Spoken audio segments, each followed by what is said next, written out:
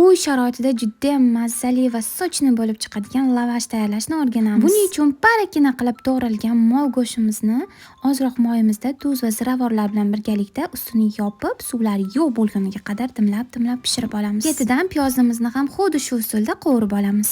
Sizlarga hozirda brend bo'lib tanilib kelayotgan Albino kompaniyasining juda ham hamyonbop va sifatli idishlarini ko'rsatmoqchiman. Albatta o'zingizga va yaqinlaringizga olsangiz aslo afsuslanmaysiz. Lavashimiz ichiga solish uchun pomidor bodringdan salat va maxsus sousini tayyorlab olamiz. Buning uchun smetana yoki qattiq qaymoqdan smetana qilamiz. Ketidan paprika, tuz, murch, chesnok solib, aralashtirib olib tayyorlab olamiz. Va xuddi videoda ko'rsatilgandek yupqa xamirini ichiga hamma mahsulotlarni ketma-ketlikda terib, qizgan tavamizda to'rttala tarafini qizartirib olamiz.